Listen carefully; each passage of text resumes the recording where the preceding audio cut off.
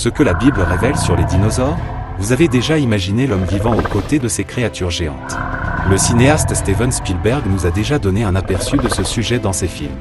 Dans Jurassic Park, il montre les dinosaures prisonniers sur une île lointaine et le danger que cela causerait à l'homme en vivant parmi eux. Mais que disent les historiens? Et la Bible est-elle en accord avec les études séculaires?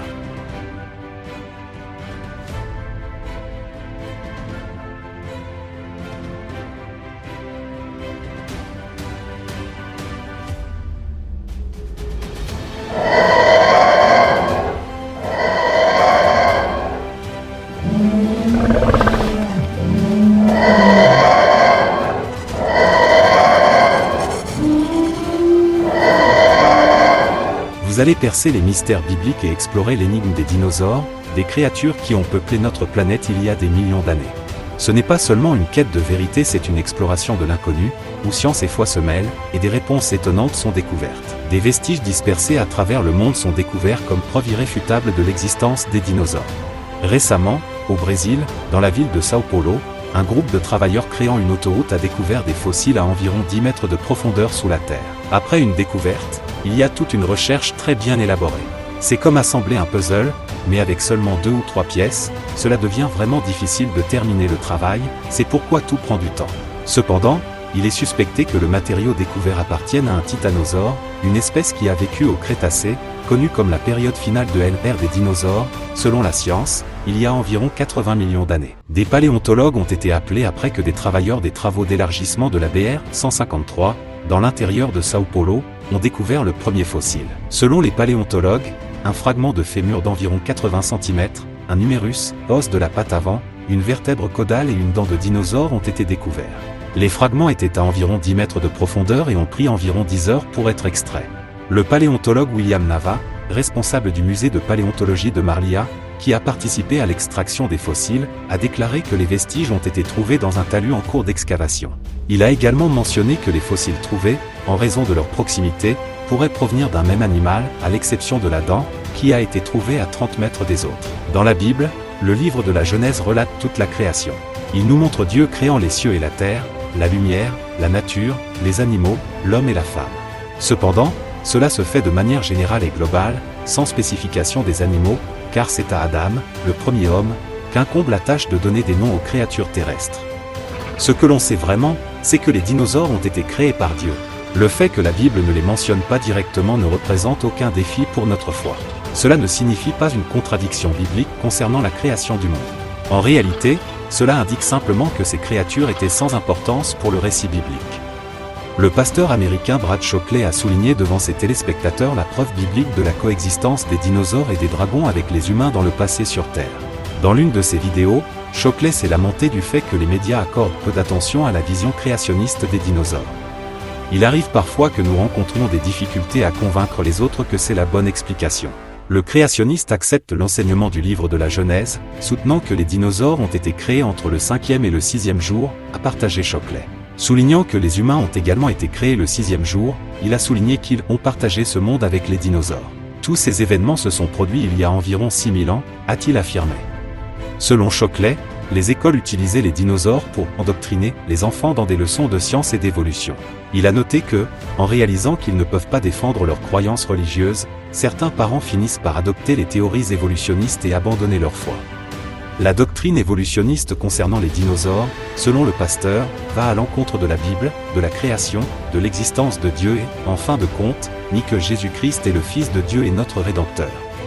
Malgré cela, Shockley a admis que le mot « dinosaure » n'a jamais été explicitement mentionné dans les Écritures saintes, car c'est un terme récemment créé.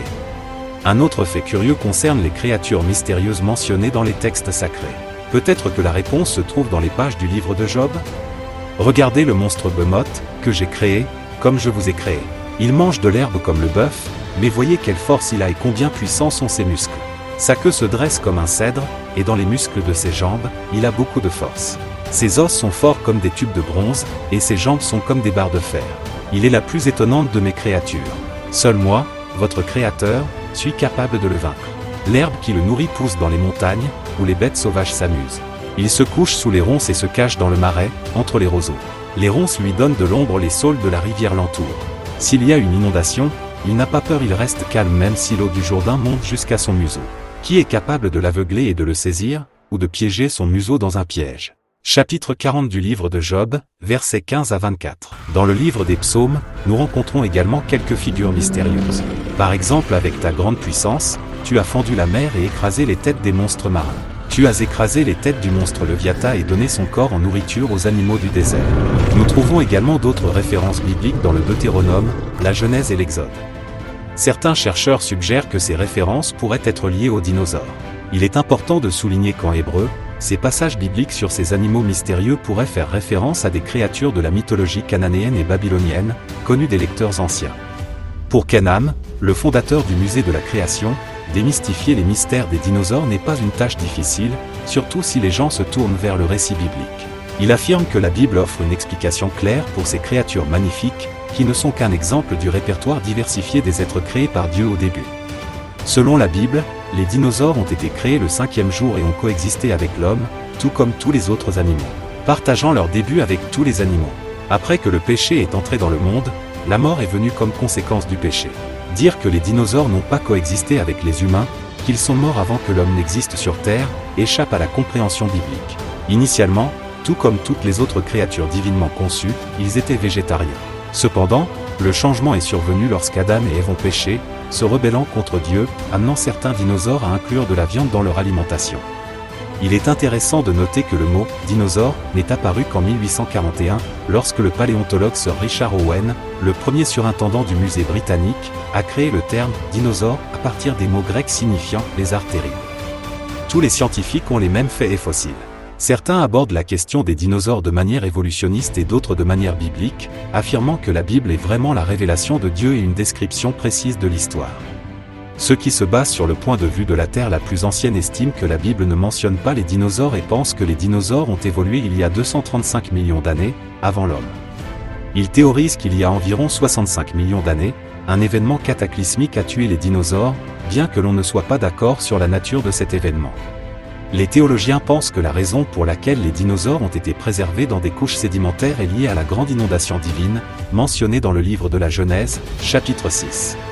Cette inondation cataclysmique a déchiré d'énormes couches de sédiments, piégeant et ensevelissant des créatures qui n'ont pas été incluses dans l'arche. Avec le temps, ces créatures se sont transformées en fossiles, restant enterrées jusqu'à aujourd'hui. Postérieurement, après le déluge, les dinosaures ont disparu, suivant les mêmes raisons pour lesquelles certaines espèces s'éteignent aujourd'hui: changement climatique, modification de l'habitat, pénurie de nourriture, prédation humaine, etc. Pour certains chercheurs, le déluge a non seulement changé le paysage de la Terre, mais a également scellé le destin des dinosaures. Un cataclysme mondial qui a réécrit l'histoire de notre planète. Et vous, avez-vous déjà pensé à vivre parmi les dinosaures?